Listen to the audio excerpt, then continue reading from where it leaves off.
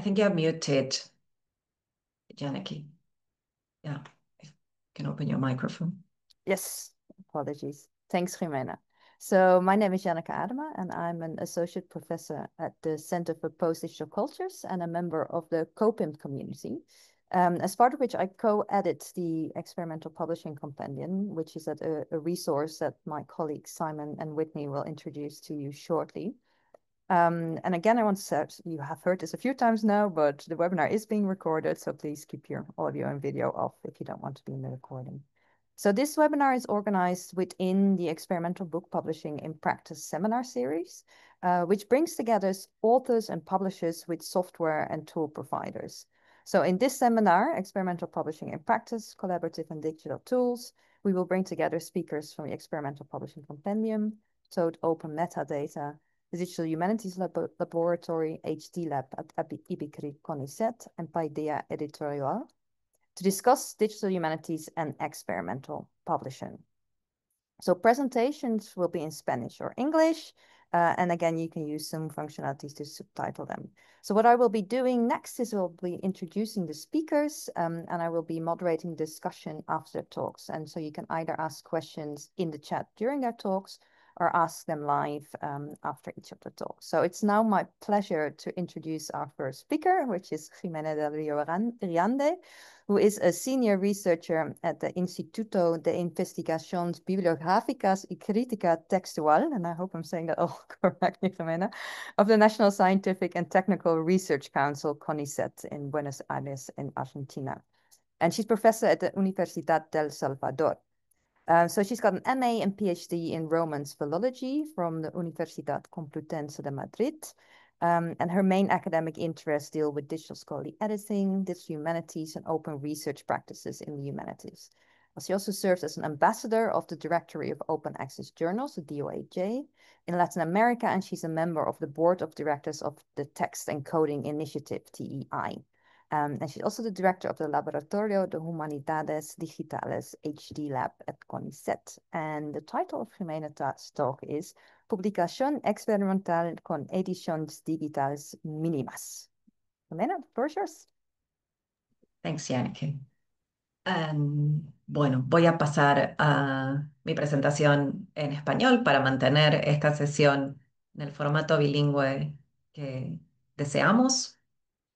No obstante, como les decía, luego podemos realizar el espacio de preguntas en inglés. Bien, mi presentación se enmarca principalmente en cómo entendemos la publicación experimental en el campo de las humanidades digitales, que como todos sabemos, hoy en día es un campo científico muy bien definido,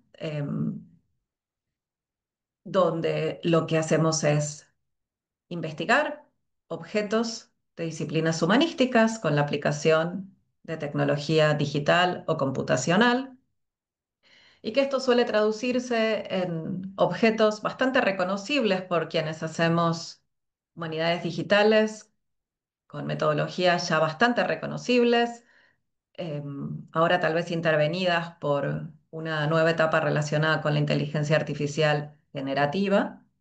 Sin embargo, todos estos abordajes de las humanidades digitales y sus objetos, como les decía, tienen un formato que en su momento, cuando las humanidades digitales comenzaron su largo recorrido, se nombró como experimental. Eso es una de las cuestiones interesantes para poder definir un poco qué es lo que venimos a traer en esta sesión, o cada uno de estos presentadores que ustedes van a escuchar van a hablar de cómo definen la publicación experimental.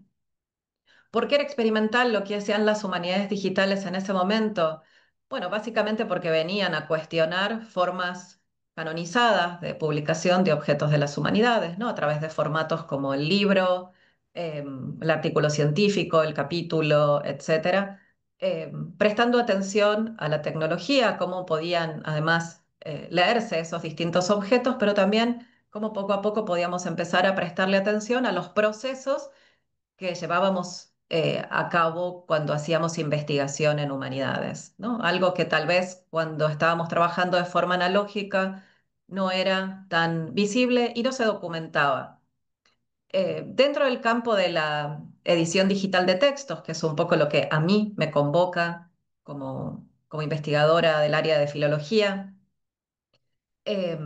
sí hay procesos bien reconocibles desde la digitalización, la extracción de texto, la curaduría, la modelización de una edición digital, la forma en la que codificamos, transformamos, pero también hacemos distintas operaciones para hoy en día poder preservar a largo plazo los objetos digitales que creamos.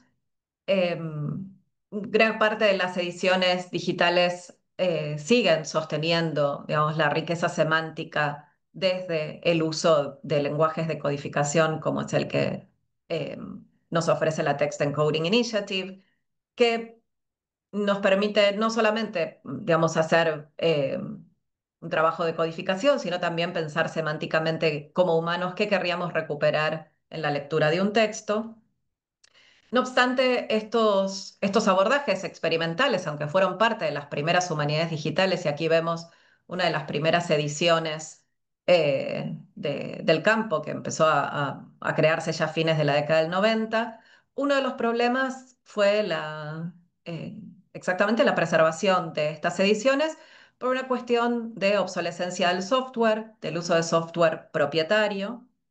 em, Algo que, digamos, de alguna forma terminó de desdibujar, si se quiere, estos abordajes más experimentales de las humanidades digitales.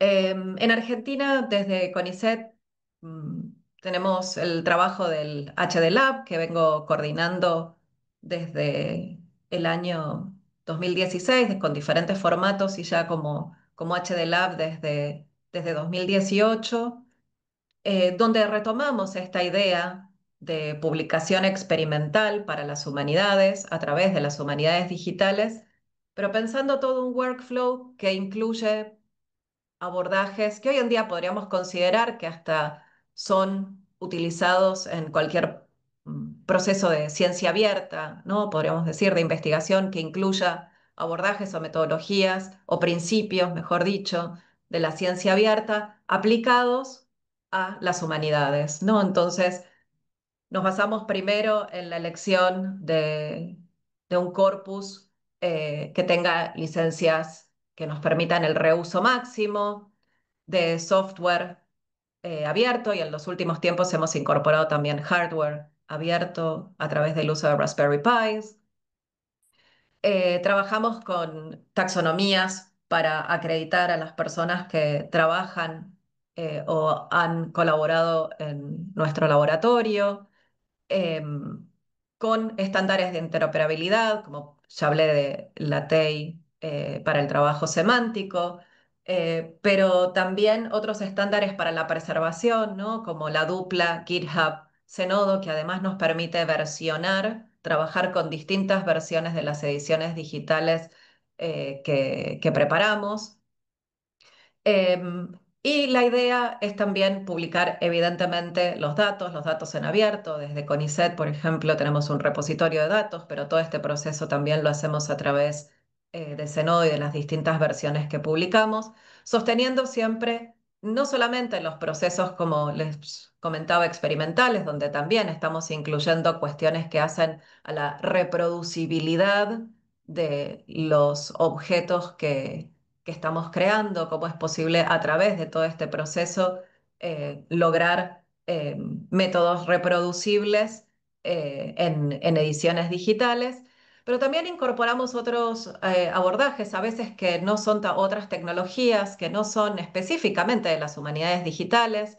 Hemos trabajado bastante con Paideia en nuestro grupo también de publicación experimental, em, incorporando muchas veces elementos que se utilizan muchísimo en el campo de las revistas para indexación y visibilidad, como la Higher Wire Press Tags, perdón, el uso de identificadores persistentes como ORCID, y en los últimos tiempos identificadores como ARC para dar mayor visibilidad y en algún punto también ofrecer condiciones de preservación para todas las ediciones que estamos desarrollando.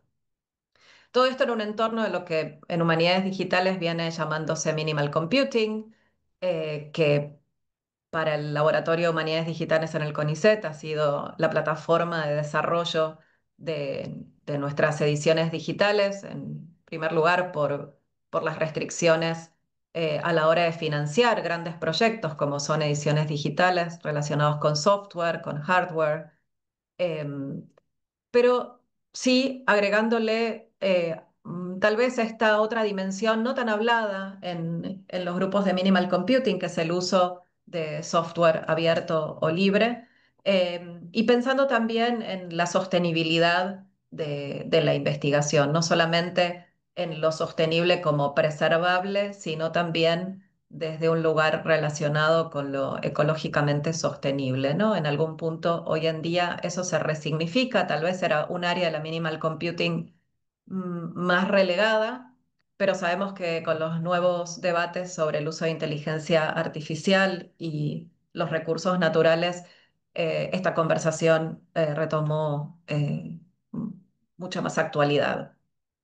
Básicamente el uso de la minimal computing en nuestro caso, desde lo tecnológico, se reduce al uso de lenguajes de codificación estandarizados, pero también al uso de sitios web muy simples, tecnologías de open source, pero sitios que en realidad por su construcción, no por la cantidad digamos, de procesos que necesitamos realizar para poner una edición digital en línea. Veo a varias personas en la sesión que ya han trabajado con nosotros en el laboratorio y conocen bastante bien, digamos, la cantidad de pasos que uno a veces necesita realizar para poder poner en línea un objeto como este. Sin embargo, son sitios que necesitan, digamos, pocos recursos digamos, para armarse y para ponerse en línea. Eso los hace muy resilientes y también muy preservables. El caso que les quería mostrar, que de alguna forma muestra un poco cómo nosotros entendemos lo experimental, lo abierto en las humanidades digitales, es el caso de la construcción de nuestra biblioteca digital y específicamente una de las últimas ediciones que realizamos, que es la del Viaje al Río de la Plata, que es un texto compuesto por un soldado alemán que se sumó a la expedición de Pedro de Mendoza y al regreso a Europa escribe, ¿no? esta crónica. Ahora no voy a entrar en detalles, pero sí comentarles que es un texto que desde lo lingüístico es muy complejo y desde su historia editorial, si se quiere, desde lo filológico, es también muy complejo porque es un alemán que está escribiendo en su lengua, describiendo eh, el territorio americano del sur. Pasó por distintas traducciones, no voy a entrar en esto, pero sí tratar de dejar en claro que lo minimalista de nuestras ediciones se enfrenta en muchos casos a lo maximalista de los problemas que podemos tener a la hora de enfrentar una edición digital. Y que básicamente nuestras preguntas, y ahora voy a mostrar un poco la edición, es pensar cómo se recupera la riqueza de un texto como este en el medio digital, en una edición digital mínima, ¿no? Donde apelamos a recursos más estandarizados de la computación en general, de la informática en general, de la web en general, pero también haciéndonos preguntas como pensando, ¿quién lee hoy en día un texto del siglo XVI en un formato digital? ¿Qué busca un lector cuando entra a una edición digital donde básicamente no está leyendo un libro, sino que está leyendo una edición digital donde damos diferentes formatos para la lectura? Y para ello, y para cerrar ya la presentación, lo que me gustaría es mostrarles de qué se trata en una edición digital mínima, a través de, como les decía, la edición del Viaje al Río de la Plata que hemos realizado, donde ofrecemos distintos formatos, distintas opciones de lectura, diría yo. Una es una lectura sintética del Viaje al Río de la Plata, donde tomamos el texto de Schmidl, el texto que, como les decía en un principio, ya digitalizamos, curamos, eh, perfeccionamos, entonces lo que ofrecemos es un texto sintético, donde tal vez un capítulo se reduce a un brevísimo párrafo anotado semánticamente para que los lectores puedan entender de qué está hablando el texto, pero sí, realmente lo que ofrecemos aquí es visualizar el itinerario de este relato de viajes que tal vez en el formato libro eh, y en el libro de Ulrico Schmidl queda bastante desdibujado, ¿no? Uno solo se va moviendo por la narración, pero sería incapaz de poder ver la georreferenciación de cada uno de estos lugares.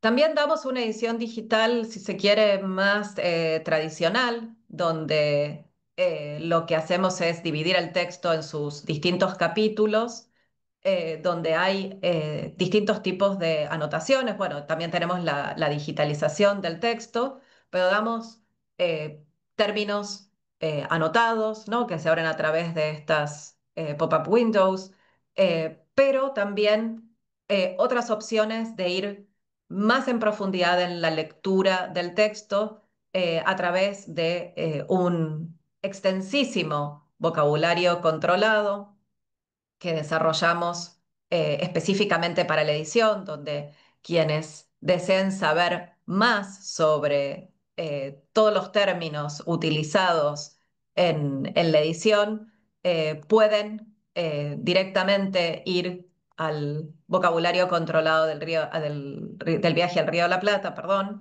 y donde pueden encontrar una gran cantidad de información que hemos venido anotando, curando, por ejemplo, la relacionada con pueblos originarios, que digamos, le brinda al lector una forma bastante novedosa de acercarse al texto de Ulrico Schmidl. Y con ello, otro tipo de recursos, ahora no voy a entrar en eso, ya voy a cerrar mi presentación, pero una notebook donde digamos, pueden entrar a ver toda la parte más informática y cuantitativa, si se quiere, que hemos hecho del viaje al Río de la Plata, donde pueden encontrar otras visualizaciones, análisis textuales y también distintos tipos de descarga, ¿no? Nuestras ediciones digitales no dejan de lado pensar que partimos de un objeto libro para experimentar, como les estaba mostrando, otras formas de lectura. Entonces, evidentemente nuestras ediciones permiten descargar, hacer el download de un TI, descargar el texto en distintas versiones y también en un EPUB que pueda de alguna forma convivir con el resto de los recursos, como les decía, más pensados dentro de lo que es el análisis textual automatizado. Damos algunas visualizaciones también bastante simples que tienen una precarga con Voyant Tools,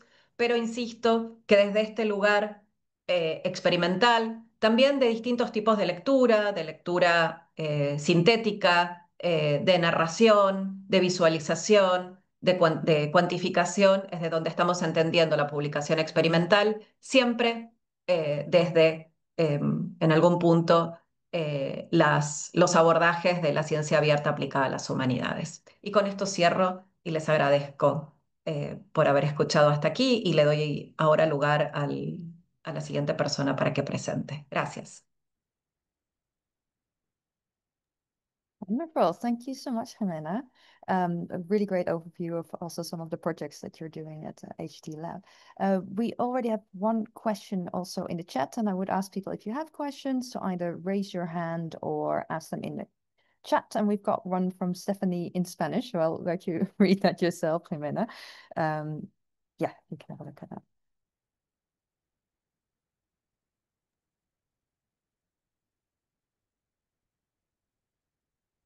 Um,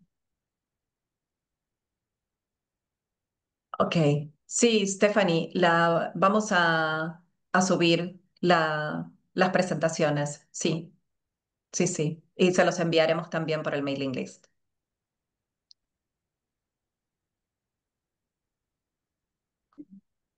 Thanks. And are there any other questions? Lots of thanks, so that's already a good point.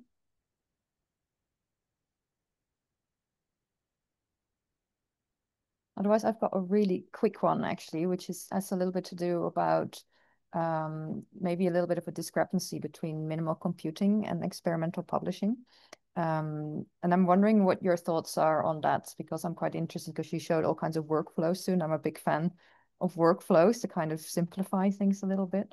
But there is still a tendency to make kind of one-off experimental publications, to say it like that. And that's kind of not in line with what I would say are more minimal computing principles. So what is your vision on that? How can we maybe find a way to combine both, I would say?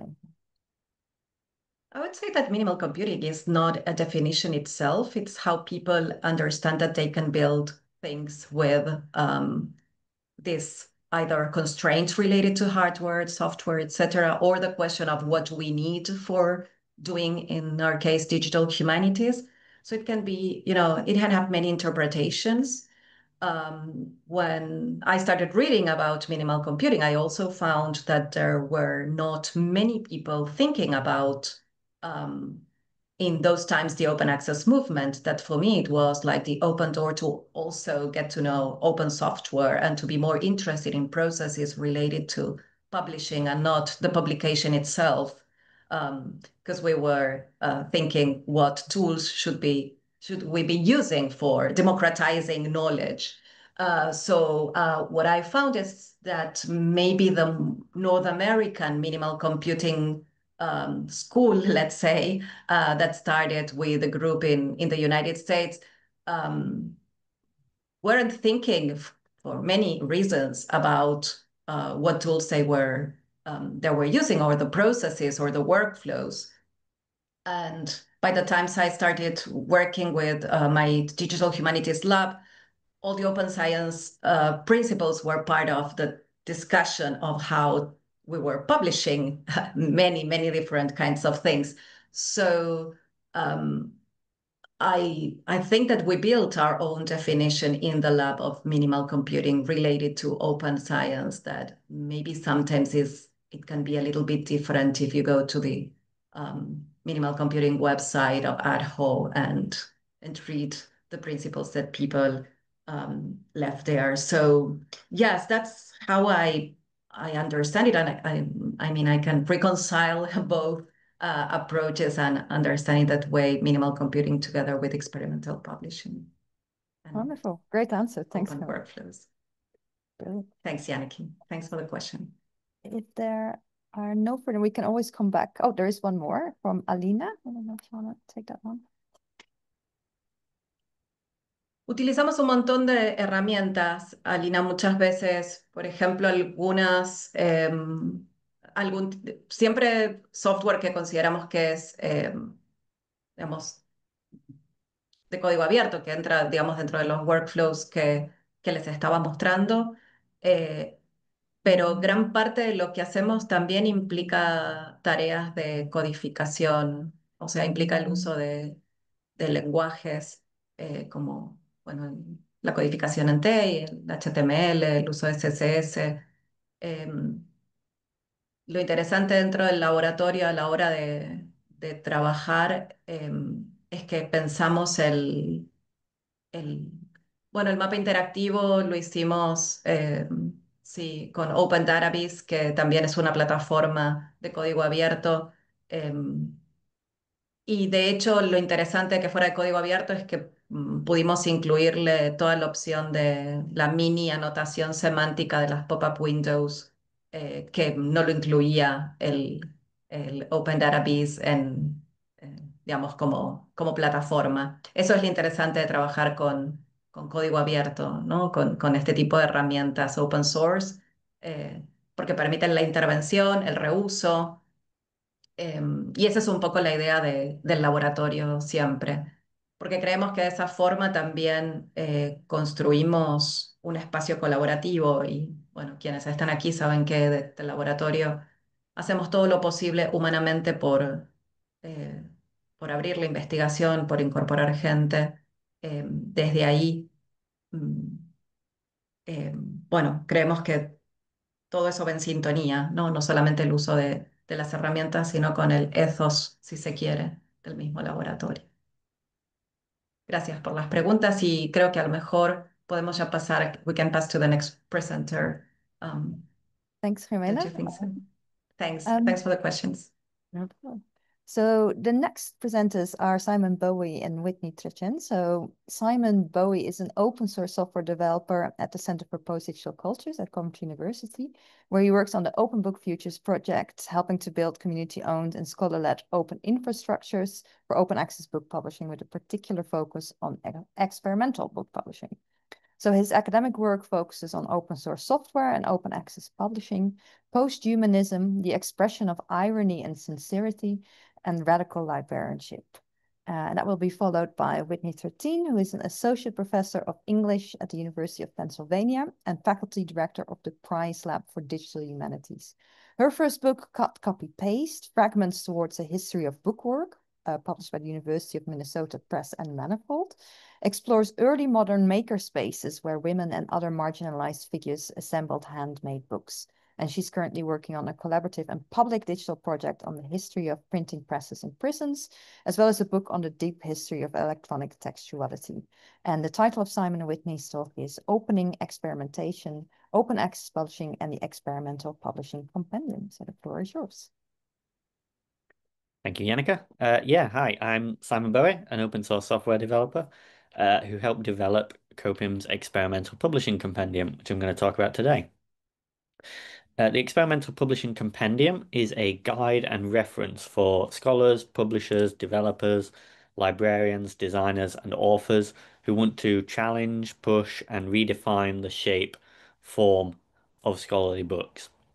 The compendium is the outcome of an extended and collaborative research process, which has culminated in this website as a practical resource for the academic community to help authors, publishers, and others involved in knowledge production to get started with experimental, multimodal, and practice-based publishing projects. Developed over the last few years as part of the Copium and Open Book Futures projects, we initially beta released the compendium at the end of April 2023, and since then we've further developed the compendium and formally launched it in December 2023. I've lost my slides. Moment. Moving through the compendium starts with this landing page, which outlines the basic structure of the site. It's built around three main elements: tools, which are software platforms and services for experimental publishing; practices, which are ways of doing or thinking about experimental publishing; and books, which are examples of experimental publications. The landing page also has a curated selection of some of our favorite tools, practices, and books to get people started moving through the site. So first off, we have tools. Here we list a variety of open source software tools to enable experimentation with scholarly books. We've focused entirely on free and open source software, platforms, and digital publishing tools that presses and authors can either use freely and or further adapt to their own workflows. So these range from very basic like Git for versioning to more expansive publishing suites like Manifold. Here we've just selected the list view, which gets you a basic list of all the software tools. You can also filter by a number of different data fields if you're looking for tools which are actively maintained or written in a specific language or have a specific open source license. Clicking on a tool brings up an information panel, which gives a brief description of what the software does and some metadata around who develops it and links to find out more. In the compendium, we've also linked tools, practices, and books together to kind of chart the relationships between a book and its processes of production and publication. So users can scroll through the website both horizontally and vertically, offering several different routes through the compendium and a more associative navigation. So from a tool, for example, you can see at the side here the practices that it enables and examples of books that have been created using it. Similarly, from a book, you can see practices and the tools that we use to make it. So in this way, we've attempted to create an associative web, allowing for multiple routes of exploration through the compendium that can act as a map for anyone interested in this area of work. So from a tool like Manifold, for example, you can click through to associate practices. Experimental publishing practices capture new ways of relating around digital books and include like annotating, collaborative writing, forking, remixing, reviewing, translating, versioning, and licensing, as we see here. Each practice has a short essay explaining what the practice is and how it applies to experimental publishing, highlighting examples of the way that the practice is used to create experimental books. And again, for each practice, you can see the relationships, tools, and books, and click through to books created with that practice in mind. So the compendium also includes examples of experimental books. What we present here is a curated selection of what we see as significant experimental book projects, or books published in a non-traditional way.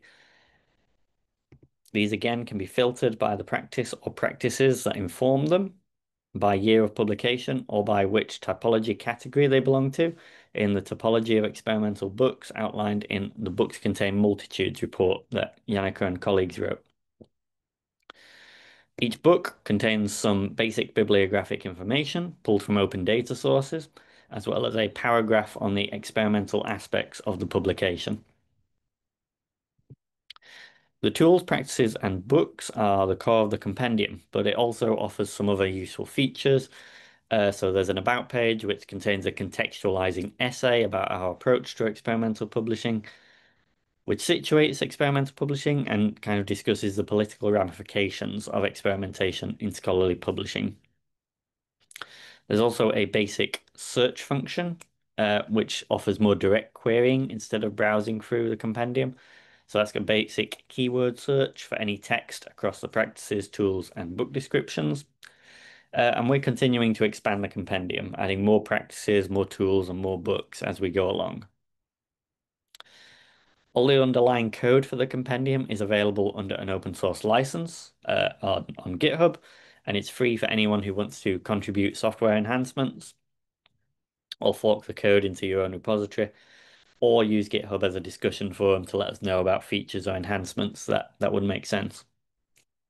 Open access and open source licensing are intrinsically linked, and so we want to share our work as openly as possible to further grow the knowledge on experimental publishing and for communities and people to further build on our work.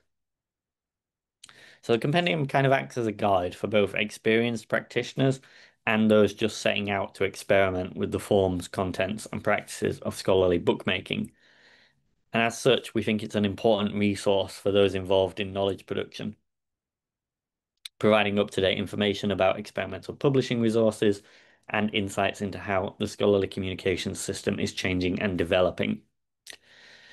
So since the compendium launched in December 2023, we have released a promotional walkthrough video, which walks through the compendium on a basic level and presented that at various international talks and conferences. The compendium was also nominated for a Digital Humanities Award 2023. And as Janneke said, this year we have been hosting a series of online seminars called Experimental Book Publishing in Practice, which feature short walkthroughs of platforms and tools featured in the compendium, as well as talks by the people that have developed, designed, or are currently maintaining those tools. Plus, those are complemented by presentations from authors or publishers who have actually used those tools or platforms to publish experimental books. And now I'm going to hand over to my colleague, Whitney Tretian. Thanks, Simon. Buenos dias. Thank you for having me. I'm going to share screen. So I'm on the editorial oversight group for the compendium, and I'm just going to briefly talk about my own experimental publishing practice in my first book called Cut, Copy, Paste. I also am very interested in this relationship between experimental publishing and minimal computing, and I follow a lot of minimal computing principles in my digital publishing projects. But when it came to something as large as a monograph book, that didn't really work. So this is a book project that was about early modern British media makers who were making books in their homes, mostly women, but other different communities of people. And a big part of my argument in the book was that you have to be able to see the books that I'm talking about in order to understand them. So from the start, I knew I could never do a traditional print publication. I knew I had to enrich it with media that would help my readers understand the things that I was talking about. And so for that reason, I ended up seeking out University of Minnesota Press, which at that time and still is using Manifold. So I thought, given that Simon mentioned Manifold, I would use this as just a quick example. And in the series that Simon mentioned of talks, the designers of Manifold, I think it's posted now, have like a longer description of what the project is, with answering some questions about how to use it in your own work, because it is an open source project that you can use and remix. And when you go to this website, manifoldapp.org, you can find all different ways that people are using it. So for instance, at my university, we're running an instance of Manifold to publish open access journals right now. The thing about Manifold, if you've ever encountered it, is it's not the most experimental platform, but it nicely negotiates between the desire to enrich publishing with different forms of media other than text and print, and people's ability to use it across different platforms. So it's not like going to give you this crazy wild walkthrough that completely changes how you think about books, but it will give you a rich media space in which to work with texts, and enrich them with media documents.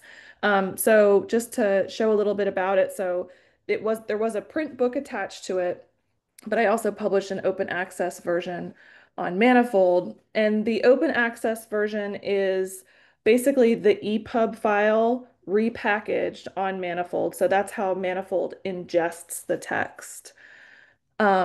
And I'll just show you just a couple brief functionalities and then finish up for questions. But so, like I mentioned, this book was about weird books, and I needed to show my readers those weird books. So each chapter I've enriched with, in the total book, over 400 different digital resources that link outward. So here, when you see one of these icons, you know that you can click on that resource and you can either watch it directly here on Manifold, or you can get the metadata, visit the resource page, and link out.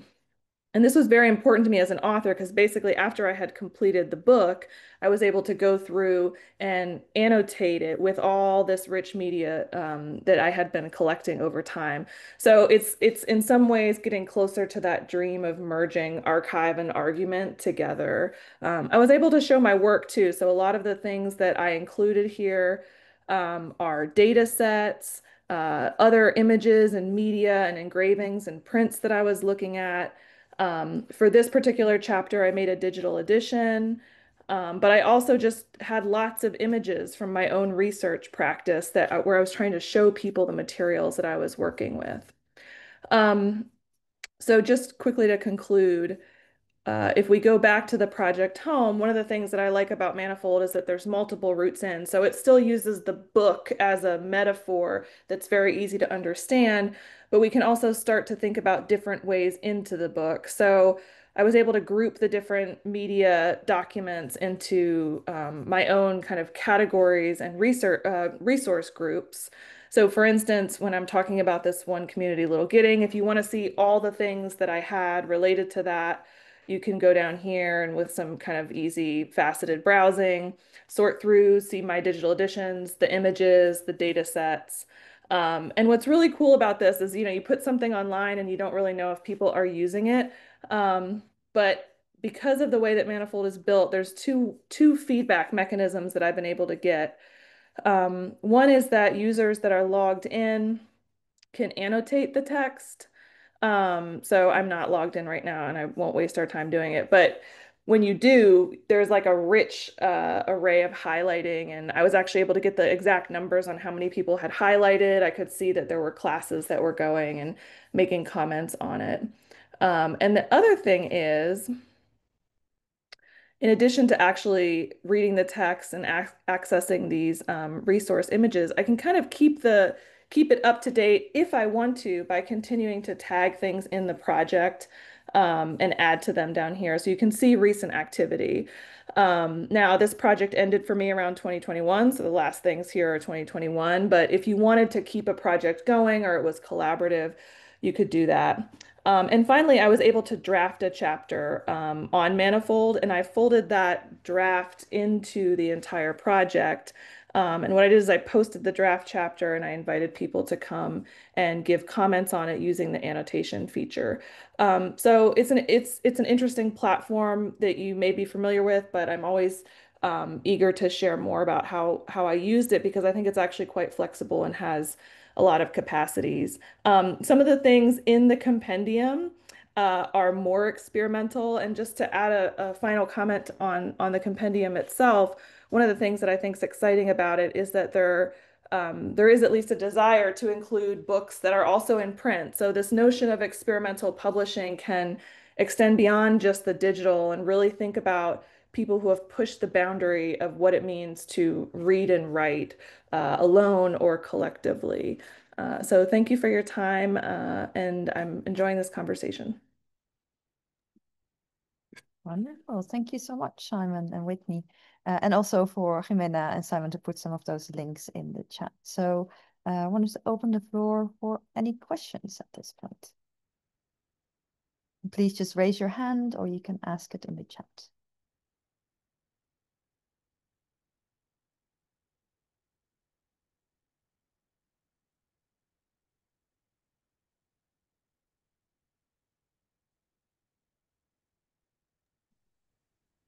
I have a question for Please Whitney. go. Yeah, please go. Thank you. Thanks for both of the presentations. They were very, very interesting. I have a question for Whitney related to how did she get started using Manifold, and how difficult it was to work with the platform if you could do that by yourself, or if you took some of the workshops that many years ago the people who were creating Manifold were offering, and where do you keep that work if you're using the servers of Manifold, or if you are using your university servers, how does that work? Thank you, Whitney. Yeah, thank you. Good question. So our workflow was we had a shared Google Doc, me and the Manifold editor at the press, and it had, I don't know, a lot, like 40 different metadata categories that I had to fill in for each resource that I wanted to include, which ranged from descriptions for accessibility to links to open access versions and licensing and all that kind of stuff. So when I wanted to include resources, when I had gotten to final drafts of the text, I would go to the document and include those resources.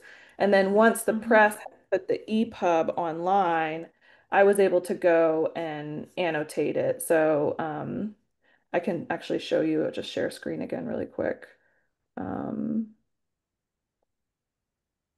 So I'm logged in now, and if I want to annotate the text, I just highlight it and either highlight or annotate, and then I can myself annotate with my own private annotations, or when I have my resources available, like when you're in author mode, this page will show you attach media documents, and I just attach the document. So when you see the things along the edges here, like up here, these are just media documents that I've attached. So it's pretty easy to work with in my experience as an author, but you do need a little bit of technical support to set it up if you're not as familiar with doing that work yourself. Wonderful. Thanks, both.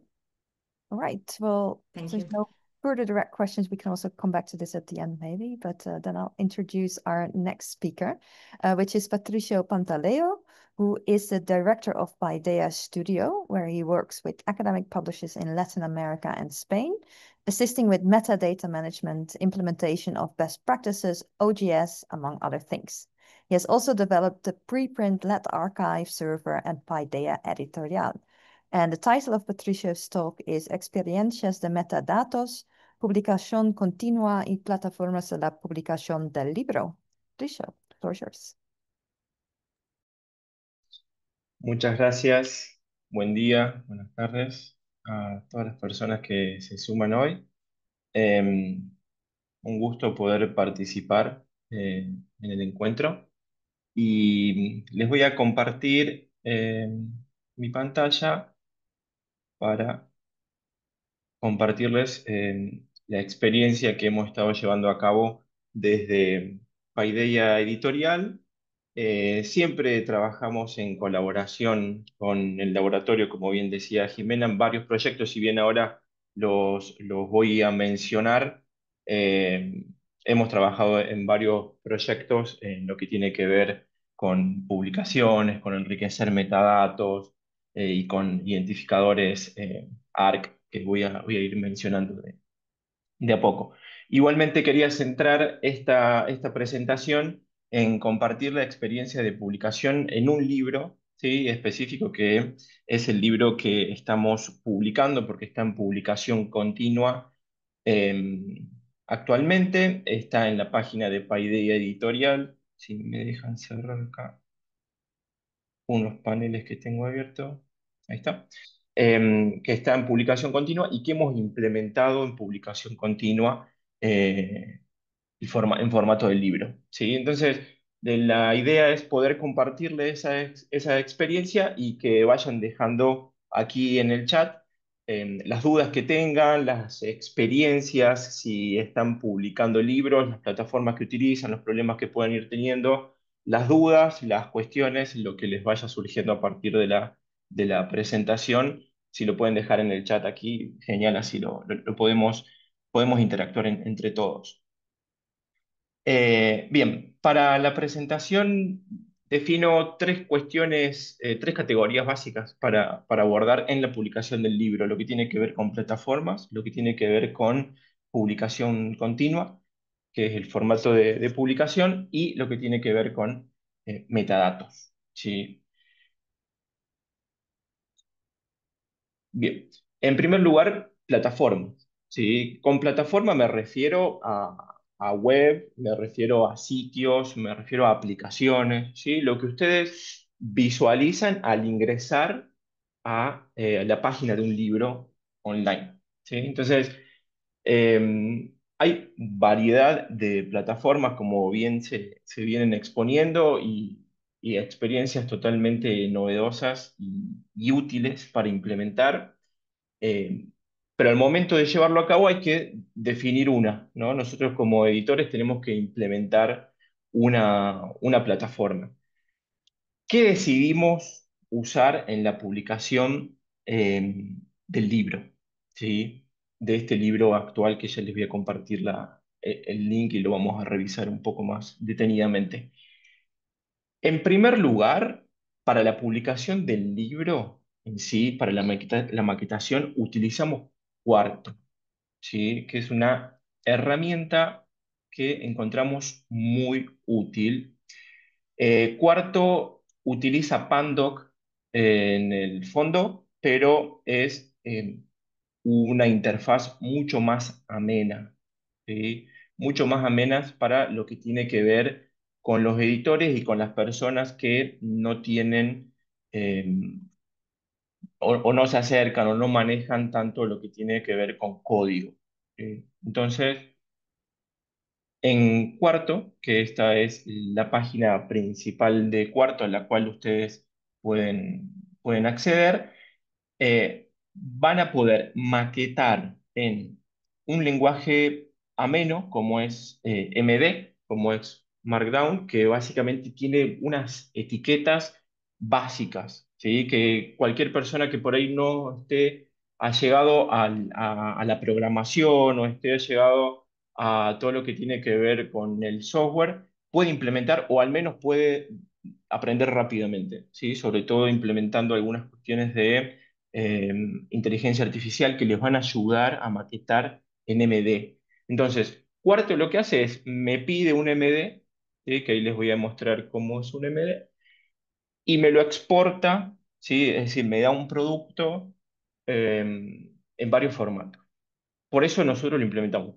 Quarto hace eso porque utiliza Pandoc en el fondo, entre otros lenguajes, ¿verdad? Eh, entonces, yo voy a armar, aquí voy a compartir también lo que tiene que ver el repositorio de GitHub, que lo venimos utilizando mucho para trabajar colaborativamente, ¿sí? Y sobre todo para el control de versiones. Entonces, ¿qué es el QMD o el Markdown que me pide Quarto? Es básicamente algo como esto, ¿sí? Que a grandes rasgos ustedes ven texto simple, que lo pueden copiar y pegar de un docs, que por ahí es donde más estamos acostumbrados a, a trabajar, y lo que tiene de etiquetas es esto, ¿sí? Etiquetas básicas, como pueden ver. Esto para referir los H1 o los H2, es decir, el nivel de títulos. Y luego otras etiquetas simples como para utilizar negrita, como para eh, poner imágenes. ¿Sí? Como ven, la forma de poner imágenes en MD es simple y sigue una sintaxis simple. ¿Sí? Esto ustedes pueden utilizar siempre herramientas de inteligencia artificial para poder armar este UMD o para poder consultar, si por ahí la documentación les queda muy lejos hoy en día, consultar cómo se hace en MD o en QMD, que es el formato específico de Quarto, una imagen, una leyenda en una imagen, una caption de una imagen, una tabla, etcétera. ¿Sí? Pero como ven, lo único que tienen de código son esas breves menciones. Y esto que tal vez es lo más específico y que yo por ahí recomiendo estudiar un poco más, ¿sí? Que son las implementaciones de BibTeX para las referencias cruzadas.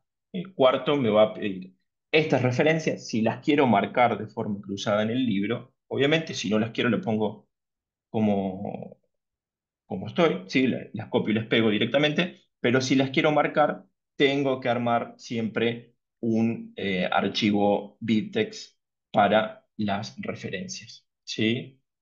Esto también ustedes pueden o estudiar la sintaxis que tiene el formato de referencia o trabajar con inteligencia artificial que les va a ayudar a armar las referencias.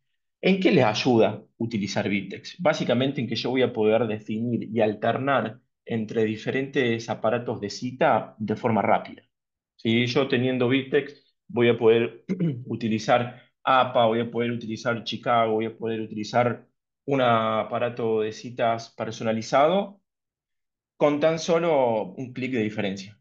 ¿Sí? Pero bueno, primero tengo que tener marcado todo lo que es referencias en formato BibTeX. ¿Sí? Entonces, tengo Quarto implementado y Quarto nos va a permitir publicar el libro de esta forma. ¿Sí? Este es el producto final y la versión HTML.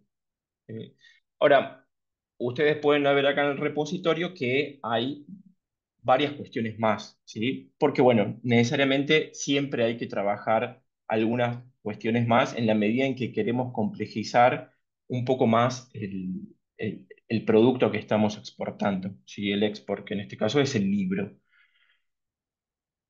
¿Qué otras modificaciones? Bueno, se pueden hacer filtros Lua, se puede complejizar un poco más lo que tiene que ver el YAML de metadatos, ¿sí? Del libro, pero lo que sale, ¿sí? Es una presentación como esta, ¿sí? Esta es una presentación HTML de un capítulo del libro, si el libro va a tener varios capítulos, que eso siempre se puede diagramar en cuarto, y tiene las referencias cruzadas. Tiene las referencias cruzadas, tiene citas, tiene listas, tiene una tabla de contenido lateral y una tabla de contenido eh, y en el lateral izquierdo también para todo lo que tiene que ver con los capítulos.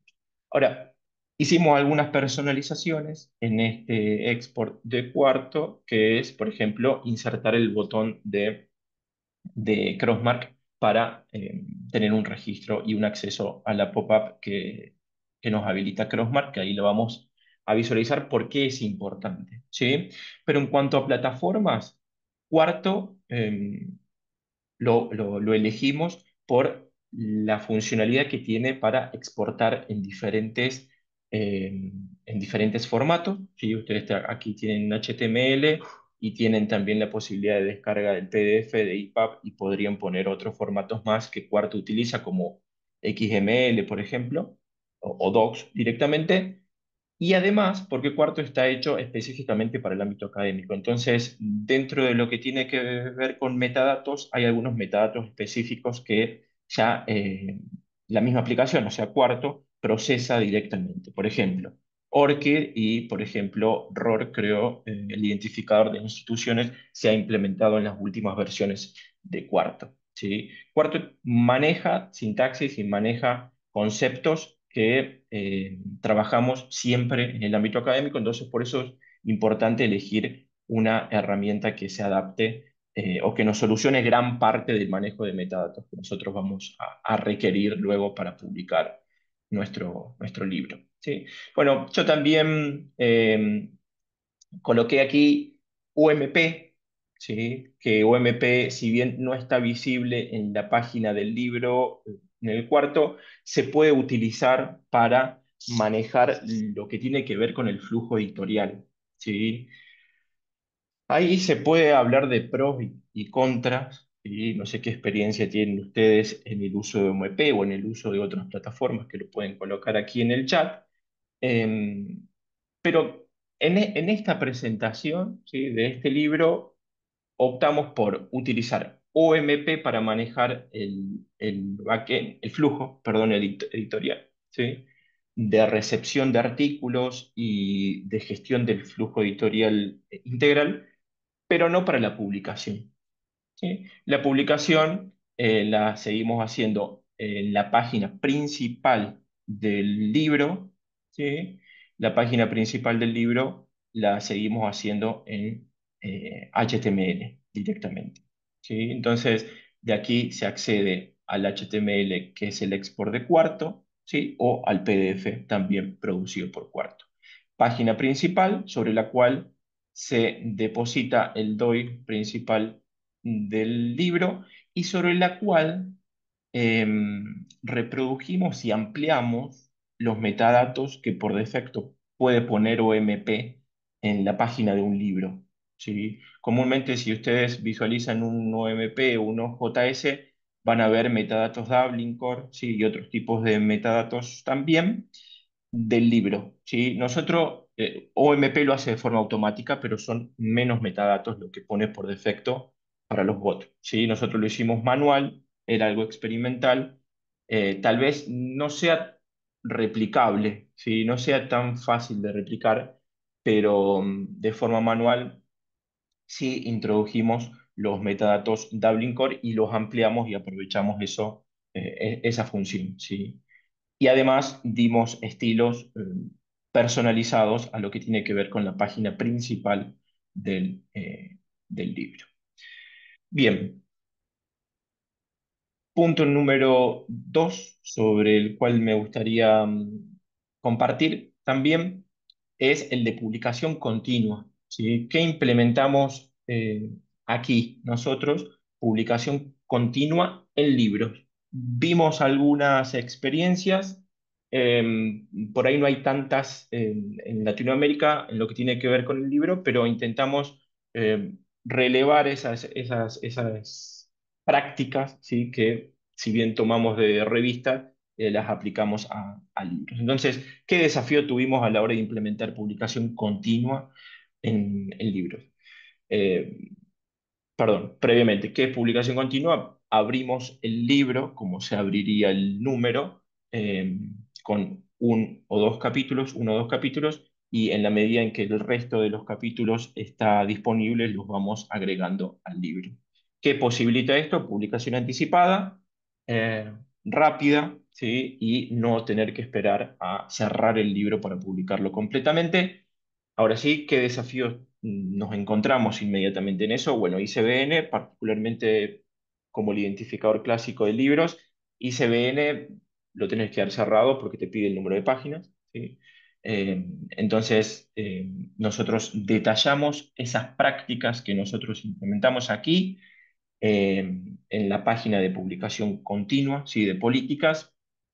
Y en el mismo, nosotros, en este caso, Paideia Editorial se refiere por la ley de propiedad intelectual de Argentina, eh, asignamos el ICBN una vez que el libro está cerrado, ¿sí? Por condiciones técnicas. No podemos hacerlo antes porque ese libro va a tener más páginas, ¿sí? Se va a ir ampliando en páginas, entonces lo hacemos una vez cerrado el libro, pero hay muchas cuestiones que en lo digital hoy en día nos permiten publicar anticipadamente sin tener el sin el ICBN, publicar anticipadamente y atribuir autoría, publicar anticipadamente y atribuir identificadores, ¿sí? El ICBN lo mantenemos obviamente porque es parte de lo tradicional en la identificación de las publicaciones de libro, pero hoy en las publicaciones digitales tenemos otras herramientas que nos van a posibilitar de forma anticipada ya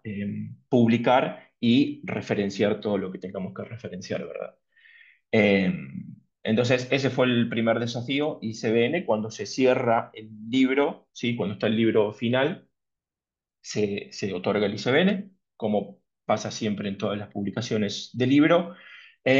Y bueno, y tuvimos que adaptar la plataforma, ¿sí? Para la publicación anticipada. Nosotros lo que vamos haciendo en esta adaptación es una edición del código, ¿sí? Básicamente esto, si tuviéramos que hacerlo, por ejemplo, en la página de metadatos o en la página principal del libro de OMP, sería más complejo porque tendríamos que adaptarnos a la estructura que ya tiene OMP al ser una aplicación armada, ¿sí? Un paquete, para no romper el resto de la aplicación o desarrollar un tema o desarrollar un plan. En fin, se puede hacer, obviamente, pero por ahí nos es más cómodo editar directamente el código HTML aquí y agregar lo que querramos agregar. ¿Sí? En este caso, eh, quedará ya para las próximas implementaciones ver cómo esto puede ser replicable, ¿verdad? Em, Adaptamos lo que tiene que ver con publicación continua, un mensaje, un enlace directo a la política Crossmark o a la política de publicación continua, eh, y la publicación de los libros que vamos a ir agregando aquí en la medida en la cual se va publicando y que ya hay capítulos publicados, ¿sí? Entonces, adaptamos la plataforma y para esa adaptación y para esa implementación de publicación continua, me voy al último punto que tenía planeado y que es metadatos, ¿sí? ¿Por qué? Porque necesariamente tenemos que tener, si resignamos el ICBN hasta que la obra esté publicada finalmente, pero queremos hacer las cosas bien desde el inicio, desde la publicación, y queremos referenciar bien y otorgar créditos a quienes lo merezcan y demás, eh, tenemos que tener una gestión de metadatos pertinente para ello, ¿sí? Entonces, en la gestión de metadatos pertinentes, mm, yo refiero a estas cuestiones para tomar nota, ¿sí? DOI, Crossmark y actualización de metadatos, ¿sí? A veces uno asocia la identificación, la asignación de un identificador persistente como algo que se hace y se deja ahí, ¿sí? Lo que requiere medianamente la asignación de un identificador persistente es también el compromiso por la actualización de los metadatos asociados a ese identificador persistente. ¿Por qué? Porque todos los objetos digitales como tal y como productos humanos varían en el tiempo, ¿no? Varían porque o me olvidé una coma en la maquetación, varían porque la página se cayó, varían porque los objetos digitales eh, varían, entonces la práctica de asignarle un identificador persistente, además de referir persistentemente ese objeto en el mundo digital, es poder actualizar metadatos y poder referenciar metadatos, esos metadatos y esas actualizaciones en un lugar específico, ¿sí? Entonces, adaptamos esos metadatos, otorgamos DOI, en este caso un identificador persistente y un identificador persistente que en este caso particular viene a través de Crossref, y usamos una herramienta que Crossref posibilita, que es Crossmark, y que Crossmark lo que permite es un registro de versiones. Eso también todo está detallado aquí en la política de versionado que nosotros tenemos, ¿sí? La política de Crossmark y de publicación continua. Y por eso, al implementar Crossmark, ¿sí? Uno debe implementar este botón para tener un acceso a algo como esto. ¿Sí? En algunas revistas los van a ver en pop-ups, en otros los van a ver así como un enlace externo, en fin. Siempre lo que muestra aquí Crossmark es que el documento es el actual, muestra algunos metadatos básicos, ¿sí? Muestra el DOI principal del objeto, ¿sí? Del libro. Recuerden que cuando uno asigna DOIs en libros, hay un DOI principal y DOIs dependientes, ¿sí? Que son los de los capítulos. En este caso está el objeto principal, que es el DOI del libro, y un enlace directo a la página de Crossmark, a la política de Crossmark de la editorial, que es esta, ¿sí? Es la que les venía comentando, para que todos los usuarios puedan tener acceso a los dos objetos principales, ¿sí? Y luego aquí abajo una historia de la publicación, de las actualizaciones que ha tenido el objeto en sí. Esto lo pueden armar.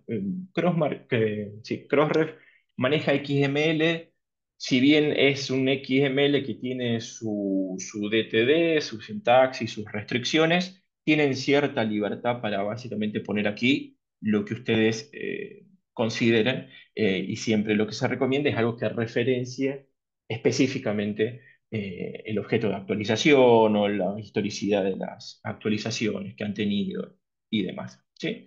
Entonces nosotros aquí lo que vamos haciendo es actualizando los capítulos que se van agregando. Podríamos poner las fechas aquí también, eso no habría problema, pero optamos por mantener la fecha de publicado y la fecha de última actualización, junto a un compendio del total de capítulos de la tipología del DOI, que es del libro. Bien.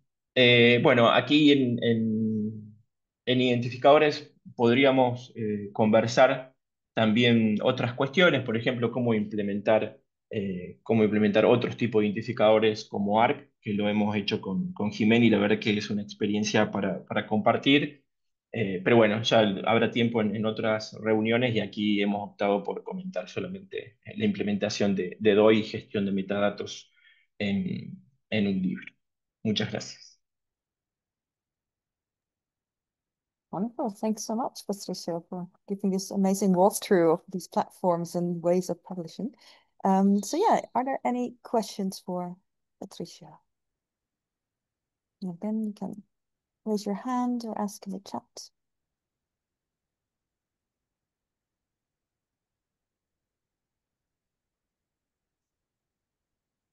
Otherwise, I can start us off maybe. Patricia, I'm quite interested in, because you take in kind of a double role as for the last book you showed, for example, both an editor and a publisher, right? And I was wondering if you could say a little bit about whether you feel that when it comes to experimental publishing, that this relationship between editor, publisher, and author really changes. Because one of the arguments that we tend to make is that it becomes a much more involved relationship, that you need to be involved in the research much earlier. So not at the end when it gets published, but actually already when it gets initiated. And I was wondering what you think about that, what your experience is with that.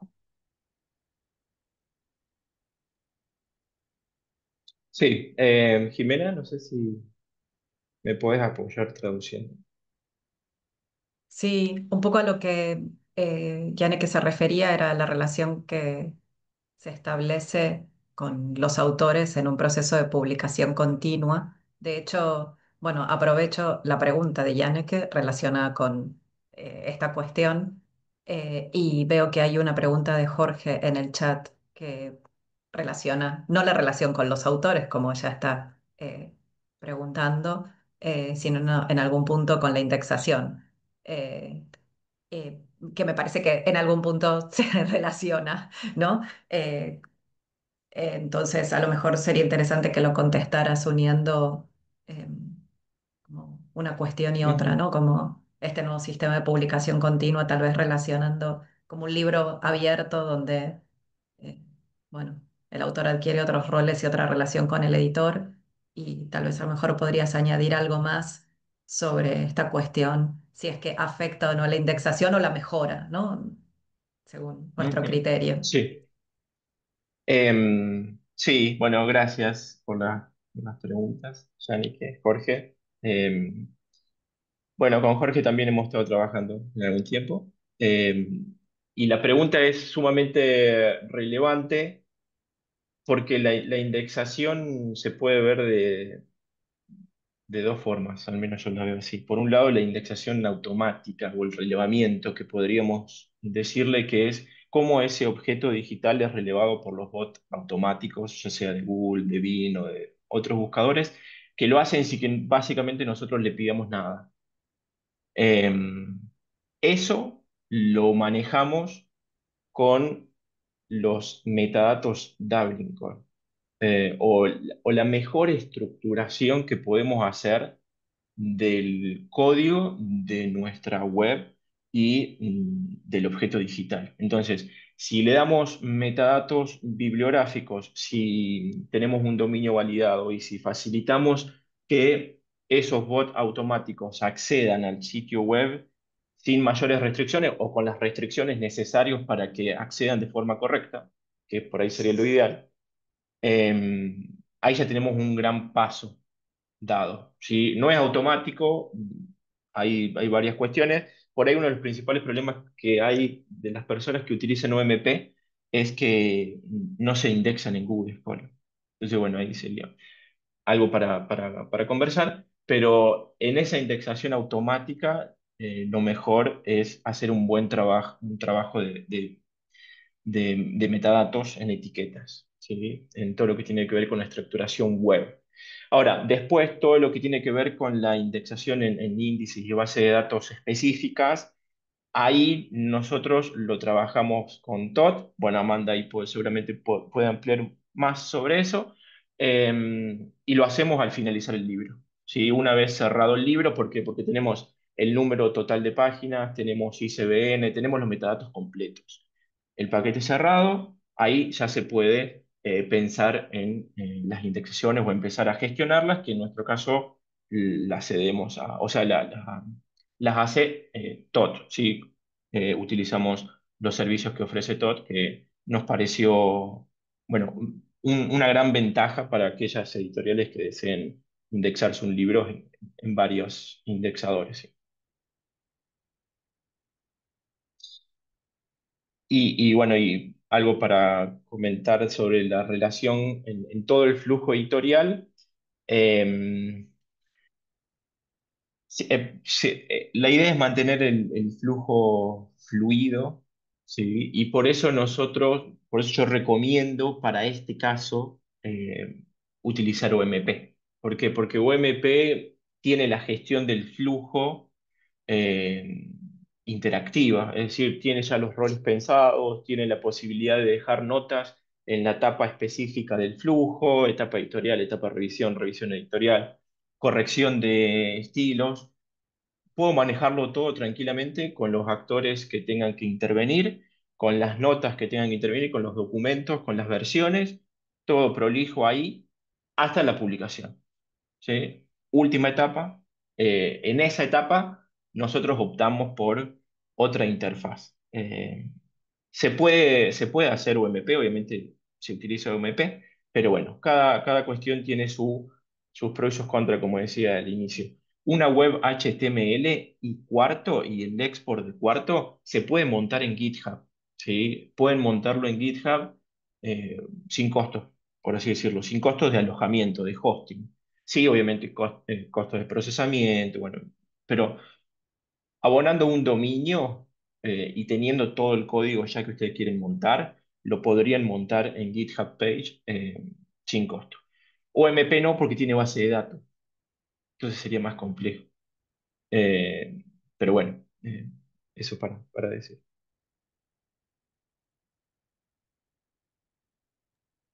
Thanks, Patricia. Fantastic. Right, then we're going to move over to our last speaker, Amanda.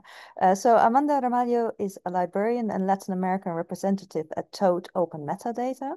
She's a member of the Board of Stewards of the Open Book Collective from 2022 to 2026. And she also coordinates the Shallow Books collection as part of the Shallow program coordination. So for 16 years, she's been working with university and academic publishers on the production and dissemination of digital books, the creation and management of metadata, indexing, interoperability, and the promotion of open access. And Amanda's talk is titled From Publisher to Publisher, Strengthening the Open Metadata Ecosystem for Books Through Toads. Amanda, the floor is yours. Thanks, Yannick. Bueno, voy a hablar en español y voy a compartir mi pantalla ahora.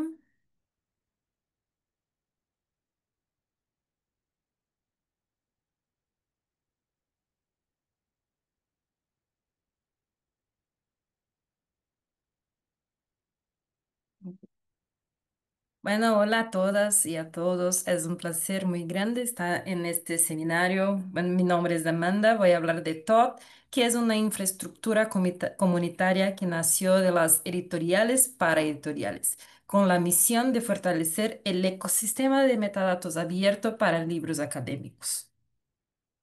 Las editoriales académicas, especialmente las pequeñas dirigidas por académicos o vinculadas a bibliotecas, enfrentan muchos desafíos. Cada canal de difusión exige metadatos en formatos específicos. Las soluciones comerciales son costosas y poco adaptadas al acceso abierto. Y cuando hablamos de libros experimentales, los excelentes proyectos que vimos ahora, pensamos que necesitamos hacer un paso siguiente que es la interoperabilidad, es compartir todo lo que hacemos. Y para eso los metadatos abiertos pueden ser fácilmente distribuidos o colectados y accesados, tornar nuestra publicación más visible.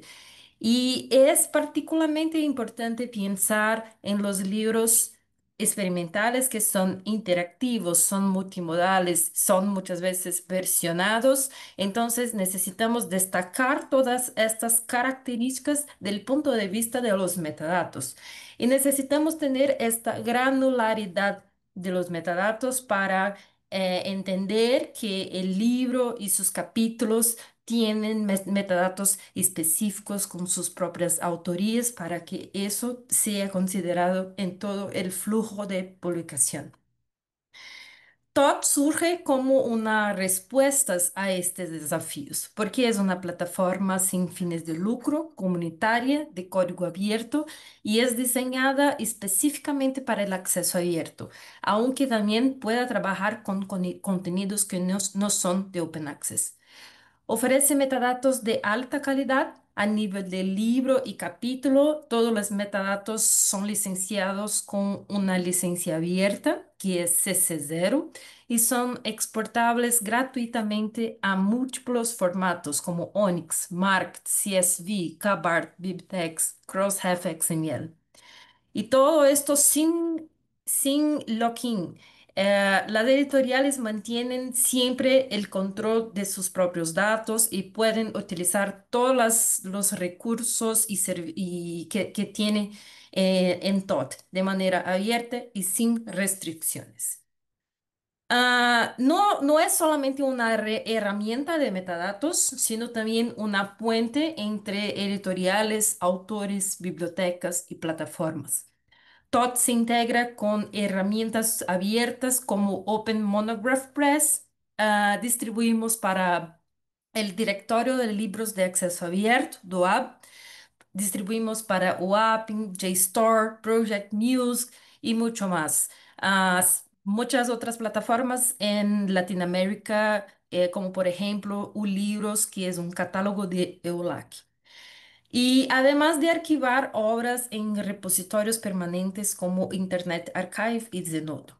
Para los libros experimentales, esto significa que diferentes versiones, estos contenidos pueden ser accesibles e incorporarse en los registros de metadatos y garantizar inclusión de estos formatos en todos estos mecanismos tradicionales de descubierta, citaciones y preservación de libros.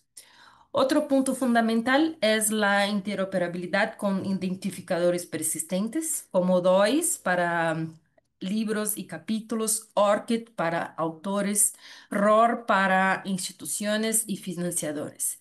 Estos elementos crean toda esta red de conexión que sustentan todas las prácticas de versionamiento, publicación, anotaciones, reutilización, visibilidad e interoperabilidad de estas publicaciones. Hoy más de 70 editoriales utilizan a TOT con casi 3.000 libros y 14.000 capítulos registrados y este número sigue creciendo rápidamente. En América Latina, por ejemplo, TOT complementa iniciativas como Cielo Libros. A todos los libros que son indizados en Cielo ya se puede compartir con TOT y así las editoriales pueden manejar todos sus contenidos y catálogos en las dos plataformas. Am, Editoriales que solo publican en sus propias plataformas logran a través de TOT distribuir estos contenidos de metadatos y libros a decenas de agregadores y servicios de descubrimiento, porque muchas veces la editorial tiene todo su catálogo en su propio sitio, mas no tiene las herramientas necesarias para descargar estos metadatos en los formatos adecuados para distribución. Entonces, es posible hacer esta conexión con su catálogo y hacer toda esta parte de distribución a través de TOT. Incluso TOT tiene un plugin que se conecta a OMP. Entonces, mismo si su editorial maneja todo su proceso editorial en OMP, OMP no tiene todas estas salidas de metadatos, entonces a través del plugin de TOT es posible conectar, transferir sus metadatos a TOT y así distribuirlos. Incluso en su propio sitio es posible conectar su sitio a los metadatos en TOT y así puede crear esta red conectada para que no tengas que duplicar o hacer nuevos registros de metadatos. Puede utilizar un flujo y tener todo listo y actualizado. Una de las preguntas más frecuentes que recibimos es cómo se sostiene TOT en el tiempo y la respuesta está en el modelo mixto de financiación. Por un lado, tenemos TOT Free, que ofrece servicios de gestión de metadatos de manera gratuita, pensado para la mayoría de las editoriales de acceso abierto que no cuentan con recursos para hacer pagos. Y por otro lado, ofrecemos TOT Plus, que es un paquete de servicios pagos de distribución, es una distribución automatizada y alojamiento de archivos dirigido a aquellas editoriales que pueden cubrir estos costos y tener un servicio un poco más amplio. Y finalmente contamos con el apoyo de bibliotecas a través del Open Book Collective, que es una red internacional de instituciones que confinancian infraestructuras abiertas como TOT, garantizando que podamos seguir haciendo servicios básicos de manera gratuita. TOT también tiene un financiamiento del Open Book Futures hasta el próximo año, en abril de 2026, que es contemplado por Arcadia y Open Research Fund. Y si me preguntan si es sostenible, TOT no tiene esta sustentabilidad solo financiera, como también técnica y de valores. Todo lo que hacemos es totalmente abierto. Los metadatos se publican bajo una licencia abierta, lo que significa que cualquier persona puede reutilizarlos libremente. Y nuestro software es de código abierto y está disponible en GitHub para que cualquier persona pueda revisarlo, contribuir o adaptarlo. Y además hacemos publicaciones periódicas de volcados completos de nuestra base de datos en formato JSON en Zenodo, asegurando la transparencia y la preservación a largo plazo. De esta manera, aseguramos que todo no dependa de un único actor y que la comunidad siempre tenga acceso a los datos y a la infraestructura. Con Tot Free, como mencionaba en estos dos modelos, cualquier editorial puede acceder de manera abierta y gratuita a todas las opciones de gestión de metadatos, que esto incluye el registro del libro, la gestión de estos metadatos y la distribución de manera autónoma. O sea, la propia editorial puede crear, gestionar y distribuir sus propios metadatos a todas las plataformas a través de los formatos que están disponibles. Y TOT también permite generar registros XML para Crossref para que pueda hacer el registro de DOI para sus libros y sus capítulos de manera autónoma. Y el más importante es que no hay ninguna restricción para utilizar la parte de TOT Free.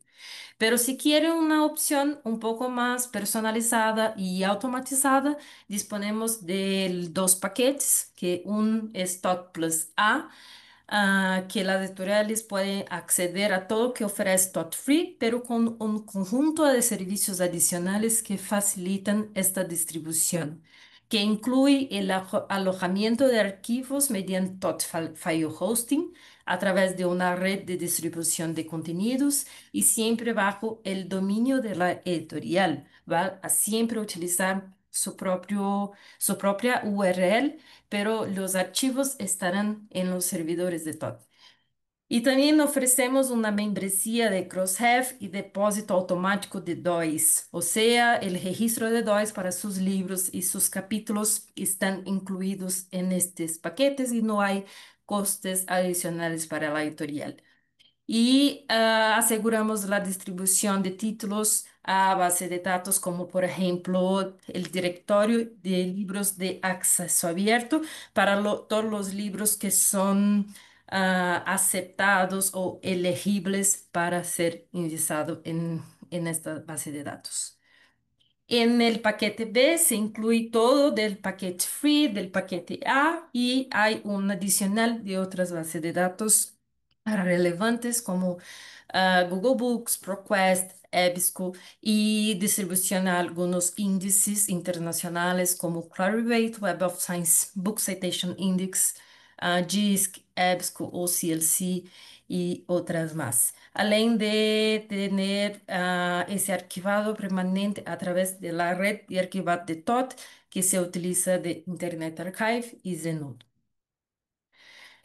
Además de las opciones Free y Plus, ofrecemos también una gama de servicios a medida que es pensado para necesidades específicas de cada editorial, como creación y enriquecimiento de metadatos, distribución a medida si quiere que todo se distribúa para plataformas o bases de datos que no están en nuestros paquetes, o creación y alojamiento de sitios web o nuestro módulo estadístico que presenta métricas de utilización de los datos. En TOT seguimos trabajando en el desarrollo clave para fortalecer la plataforma. La primera es una ingesta de datos más sencilla mediante un formulario CSV o ONIX para que metadatos de su editorial sea más fácil de incorporar a nuestra plataforma.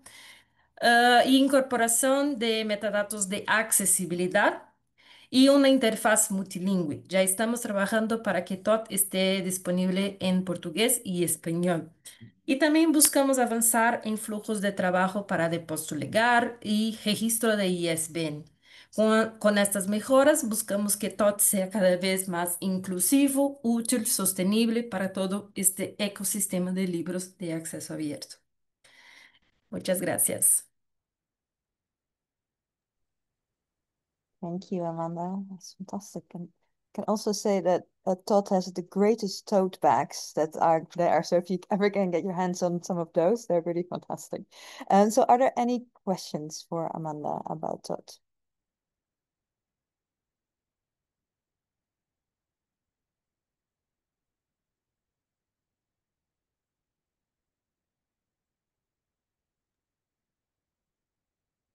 Yo tendría una pregunta para Amanda mientras pensamos tal vez otras o abrimos la sesión. Mm, Pensaba, Amanda, mientras mostrabas todas las opciones de TOEFL y pensando en la publicación experimental y en esta sesión, si más allá de como el objeto libro, habían pensado cómo tal vez este sistema de TOEFL podía llegar a adaptarse a otro tipo de objetos, ¿no? Por ejemplo, yo mostraba el tema de las ediciones digitales, donde usamos identificadores persistentes a muchos niveles, donde utilizamos em, bueno, tenemos ISSN para los proyectos de edición, ¿no? Pensaba cómo se podrían adaptar estas plataformas que apuntan también, ¿no? Como a lo abierto, no solamente objetos que venimos heredando del mundo analógico, sino tal vez a, bueno, otros objetos que surgen con con lo digital y que cada vez están como creciendo más. Creo que el ejemplo del libro que estamos trabajando con Patricio también se enmarca en algo que llamamos libro, pero que podríamos no llamar libro también, ¿no? Sí, que si queremos discutir la noción del libro que heredamos de la época de la imprenta. Bueno, es una pregunta un poco abierta, pero quería preguntarte cómo lo veías vos desde esta noción de publicación experimental y los servicios de todos.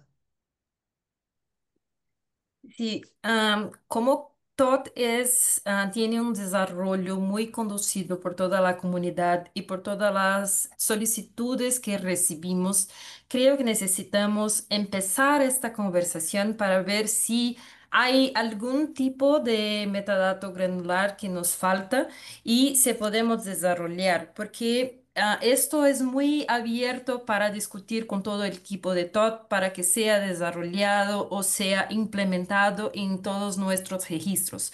Hoy, por ejemplo, trabajamos con la idea del libro.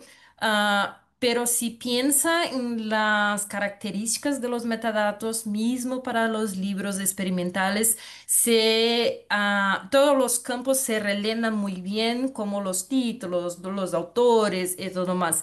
Si hay un metadato muy específico que es importante para tener esta distribución de una manera más eficiente, necesitamos ver si ya está cubierto por todo y si no está, podemos entonces discutir esto con todo el equipo para que sea considerado en un plan de desarrollo en el futuro. Entonces, creo que es totalmente posible iniciar esta conversación y ver cómo se adecuar y cómo contemplar estos desarrollos en el futuro. Gracias. Thanks, Amanda. And there's also a question by Jorge in the chat about distribution to World of Science. I don't know if you can see that one.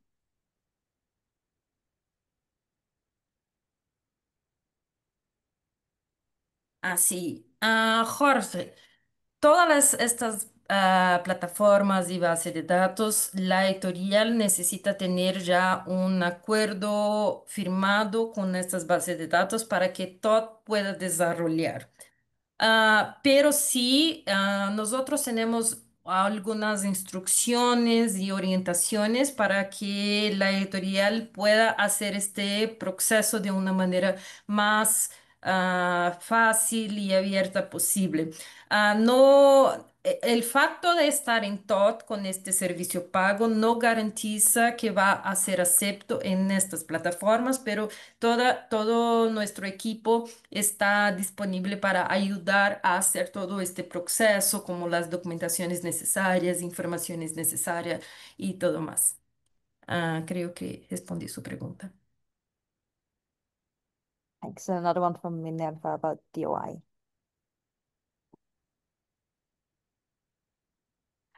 Ok. Minerva, los dos son de la editorial, entonces el prefijo es el tuyo, de su editorial. Solamente tenemos una autorización para hacer el registro en su nombre. Wonderful. All right. If there is nothing else, then I'm gonna end this seminar webinar, whatever we call it. And I wanted to thank all the speakers very much. So Amanda, Patricio, Jimena, Simon, and Whitney. Thank you so much for your talks, and thanks to all the participants for your questions and interaction. It was really lovely to have so much involvement from all of you. And I wish you a lovely day, and we will put the recording up on Internet Archive soon, so you can rewatch it there. Now, Jimena, I don't know if you still wanted to say anything at the end, but that's goodbye. Yes, thank you. Sí, solo saludarlos nuevamente, decirles muchas gracias por haber estado en la sesión hoy y que, como dijo Janneke, les vamos a enviar el link a la presentación completa que va a estar publicado desde el Experimental Publishing Compendium bastante en estos días y que seguimos en contacto eh, vía mail. También tienen nuestros contactos de Paideia, del laboratorio, de TOS, que ya nos compartió Amanda. Y esperemos que esta sea la primera sesión de muchas próximas. Gracias a quienes se quedaron a la sesión y a los presentadores y hasta pronto. Thank you. Thanks, Simon, Amanda, Whitney, Gracias. Patricio. See you soon. Bye bye. Adiós. Thank you. Gracias, que anden bien. Gracias.